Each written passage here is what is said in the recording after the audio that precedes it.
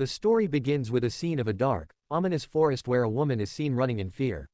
She eventually reaches a house where a red light is glowing. The woman is severely injured, but before she can make sense of her surroundings, a dark shadow attacks her. The shadow grabs her by the neck and lifts her into the air, uttering the name, Andrii. However, at that moment, the woman wakes up. It was all a terrifying nightmare. The woman, named Shelina, is deeply shaken by the dream and confused about what the shadow was and why it mentioned Andrei's name. Frightened, she goes to her fiancé, Andrii. The two share some tender moments, showing their love for each other. The couple is set to get married soon and currently lives together in Ukraine. Andrii prepares breakfast for Shelina before heading to work, but Shelina is still haunted by her nightmare. Later, she calls her friend, Yoka, to share the details of her dream. She tells Yoka that, in the dream, a sinister force had come to claim Andrei's life. Hearing this, Yoka also becomes deeply worried, and Yoka tells Andrii that the time has come to send him far away and that she knows where and how to send him. After this, we see Andrii and Shelina together. They were both very happy because it was their anniversary, and they were planning to celebrate with a party that night. They became very close and intimate. However, their happiness didn't last long because it was the year 2022 when Russia attacked Ukraine, and Russian soldiers invaded the country. They kidnapped active British personnel and authorities. Due to the Russian soldiers, the people of Ukraine were terrified and stayed hidden in their homes. Meanwhile, Yoka and Andrii also decided to escape to save their lives. But, at this time, every place in Ukraine was under Russian control. So, Yoka suggested to Andrii that they should go to her aunt Yabo's place because her aunt's house was far away in a deserted forest area near a cemetery. During World War II, no soldiers were able to reach there, making it a safe place. Andrii agreed to this plan. They got into their car and were on their way when they were stopped by some Russian soldiers. The soldiers began interrogating them and searching their belongings. Andrii tried to talk to them politely to avoid trouble, but the soldiers started misbehaving with Yoka. Andrii wanted to get out of the situation somehow, so he controlled his anger and stayed silent. Even after questioning them thoroughly, the soldiers didn't let them go. Instead, they went to their chief and demanded to take Yoka so they could abuse her. The chief approved this request, and, upon receiving permission, the soldiers approached Yoka and started touching her. Seeing all this, Andrii got angry and started firing at them. In this attack, one soldier was killed, while another's leg was severely injured. Somehow, they managed to escape and reach Yabo's house. As soon as they arrived, Olena quickly took her dog out of the car because it was badly injured during the gunfire. To get it treated, they gave it to her aunt. Meanwhile, Olena noticed blood on her hands. When she went to check on Andrii, she saw that he was wounded too, as a bullet had grazed him. His condition was critical. Olena tried her best to help him, but there was nothing she could do. Andrei's wound was so severe that it took his life. Seeing this, Olena broke down and cried uncontrollably. She tried to save Andrii, but it was time for him to go. Death took Andrii away, and this scene kept appearing in Olena's dreams, which had now turned into reality. On the other hand, we see the Russian soldiers casually taking belongings from their fallen comrades without any sorrow. They treated the injured soldiers and then sat down to rest. For Olena, it was incredibly difficult to accept Andrei's death. She sobbed uncontrollably, looking at his dead body. Seeing Olena so distressed, her aunt Yabo came to console her, saying that everything would be okay. But Olena replied, "I don't want to fix anything. I just want Andrii back." She further said, "I have lived many lives, witnessed thousands of wars, and lost many people, but the grief of losing Andrii is the greatest of all. Because, for the first time, I felt like a normal girl in love with him. But even that happiness was snatched away from me." Olena then decided that the people responsible for her husband's death would no longer live in peace. Instead, she would make them suffer and put them to death.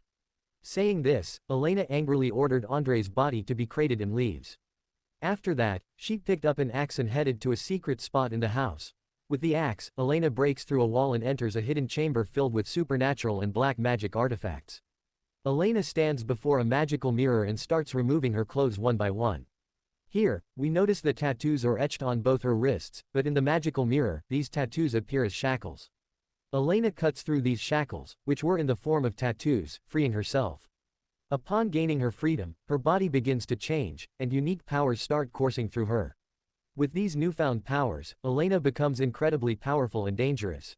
Now, Olena is fully prepared to seek revenge against her enemies, because she is no ordinary girl, she is a witch. She once wanted to live a life far from her world with Andrii, but that didn't happen. So, she has reclaimed her old form. Meanwhile, we see the Russian soldiers, whose chief informs them that food supplies won't arrive because the supply truck was intercepted by Ukraine. The chief then tells them that they are now free to do whatever they want with anyone. Hearing this, the soldiers become very happy and set out separately to search for food. Some soldiers entered a house to search for food where an old man lived. He tried to stop them from entering, but the soldiers killed him and forcibly entered the house. Inside, they found the old man's daughter, named Katie. Seeing Katie, the soldiers tried to assault her, but she managed to escape. However, the soldiers soon rendered her unconscious. After this, one of the soldiers committed a heinous act against Katie. When Katie regained consciousness, she screamed loudly, but the soldier showed no mercy. Meanwhile, some other soldiers started firing at a house for fun. A woman witnessing their actions tried to stop them and said, "Why don't you behave like humans? Why are you acting like animals?" Hearing this, the soldiers became furious and killed the woman as well. Afterward, the soldiers took Katie to their camp so the others could exploit her too. On the other hand, Olena was performing a ritual using blood, along with the soldier who had been wounded by Andrei's gunshot. Due to Olena's ritual, the wounded soldier's leg injury worsened, causing unbearable pain. Soon, a clump of hair and a piece of paper emerged from the soldier's mouth. The paper read, "This forest will soon become your grave." Seeing this, the soldier became extremely frightened, and his fear ultimately took his life. Meanwhile, in his dream, the chief also saw Olena, who was threatening to kill all of them. Seeing this, he became very nervous. He told the soldiers to take Katie far away. Following the chief's orders, the soldiers threw Katie in a distant place. Meanwhile, Olena also arrived there. She asked Katie if she wanted revenge. Katie didn't say anything, but Olena could clearly see the thirst for revenge in her eyes. Olena understood this immediately. On the other hand, when one of the soldiers went to urinate, he saw blood in his urine. Seeing this, the soldier became extremely frightened. Elsewhere, two other soldiers were shown. Olena tried to take control of one of them. As she was about to attack him, she saw a family photo in his possession. This stopped her, and she decided to let him go. However, she tempted the other soldier with money. Seeing a pile of money on the ground, the soldier started following her. The next morning, when all the soldiers checked their phones, they found a single message: "Your graves will be dug in this forest." Reading this, all the soldiers became very scared, but the chief paid no attention. He didn't believe in ghosts, spirits, or black magic. Instead, he dismissed it as a ploy by their enemies and instructed everyone to stay alert. Suddenly, one of the soldiers led the group to a part of the forest where numerous wooden dolls were hanging. They also found one of their comrades tied to a tree. His hair had been ripped out, his lips sewn shut, and his stomach injured. Seeing his terrible condition, everyone was shocked. As a soldier stepped forward to rescue their comrade, the soldier tied to the tree exploded because Olena had planted a bomb trap there. Seeing this, the other soldiers became very angry with the soldier who had tried to help and scolded him, saying he shouldn't have done it. On the other hand, we see Olena performing a significant ritual. In this ritual, she summons a demon and absorbs it within herself. When Yuka steps out of her house, she sees dead birds raining from the sky. Terrified, Yuka quickly runs to Olena.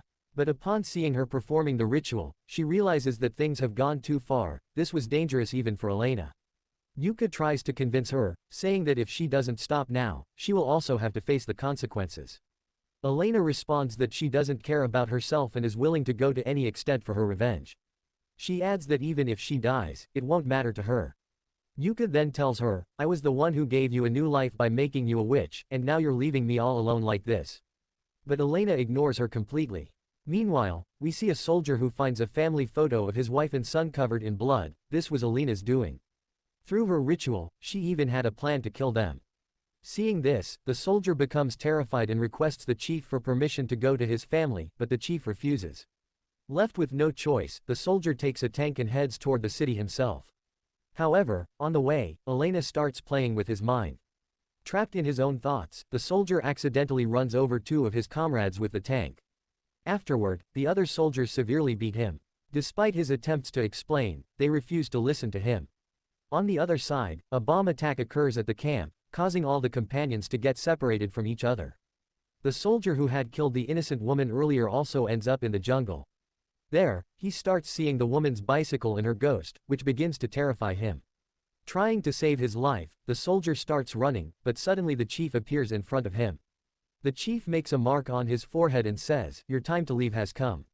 However, this wasn't the chief, it was Olena. She kills him and takes out his heart, after which she returns home. When the other soldiers reach their companions and see his dead body, they are shocked. They couldn't believe the enemy could go to such extremes. Here, one soldier talks about supernatural things, but the chief denies all of it and scolds him. Meanwhile, Yabo sees Olena eating the soldier's heart and becomes terrified. She tries to reason with Olena, but Olena hurts her. And says, "I need more power." Later, when Olena regains her senses, she apologizes to Yabo for her actions and leaves. Even Yabo begins to fear Olena now, as Olena is not only losing her identity but also becoming a wicked witch due to her thirst for revenge. At night, Olena sneaks into the soldiers' camp and leaves a warning there. The next morning, when the soldiers don't find the bodies of their fallen comrades in their place, they panic and set out to search for them. Moving further, they find the dead bodies hanging from trees. Seeing this, one soldier becomes so terrified that he takes his own life, as he doesn't want to face Olena and chooses to end his life instead. On the other hand, we are shown the soldier who had wronged Katie. His private parts started rotting, and he writhed in pain. To save himself, he went straight to Katie's house. Katie was about to take her revenge and kill him when the soldier began pleading for his life. Feeling pity, Katie decided not to kill him. However, the soldier seized the opportunity, picked up a gun, and was about to shoot her. At that moment, her daughter intervened and finished him off. Meanwhile, all the soldiers spotted Olena and started chasing her. In the chaos, two soldiers ended up fighting and killing each other, while the others shot at Olena, severely injuring her. Olena somehow made it back home. To save her, Yabo helped remove the bullets from her body. She told Olena that she would have to avenge every death herself. Yabo warned her that after killing the chief, she would also perish because that was the deal Olena had made. Yabo pleaded with her to stop, but Olena refused. One by one, she killed all the soldiers. However, the chief proved to be untouchable. When Olena finally confronted the chief, he overpowered her and attempted to assault her. But then it was revealed that the Olena he was assaulting was one of his own soldiers. This was all an illusion created by Olena. She then appeared behind him and began tormenting him, ready to take his life. Just then, Aunt Yabo arrived and revealed a shocking truth. Olena was pregnant, and if the chief were harmed, the child would also die because Olena had made the same deal. Yabo explained to her, "This child is a symbol of your love, a reminder of Andrii, and this child will also become your reason to live." After hearing this, Olena calmed down, but her mind was still fixated on revenge, which fueled her anger. However, when she saw her dog, she felt at peace, as Andrii and Olena had lovingly taken care of the dog together. Then Olena screamed loudly and said, "Sorry, there is no other way because things will end up the same again." To this, Yabo explained to her that there was no need to kill the chief. "I have another way," she said. Then we are shown the chief, whom Yabo had completely driven insane. His soldiers accused him of being responsible for the bloodshed of the other soldiers and took him to prison. After this, the story skips a few days ahead. Here, we see Olena giving birth to a son. Now, Olena is ready to start a new chapter of her life with her child. In this way, Olena's revenge is also complete. With this scene, the story ends here.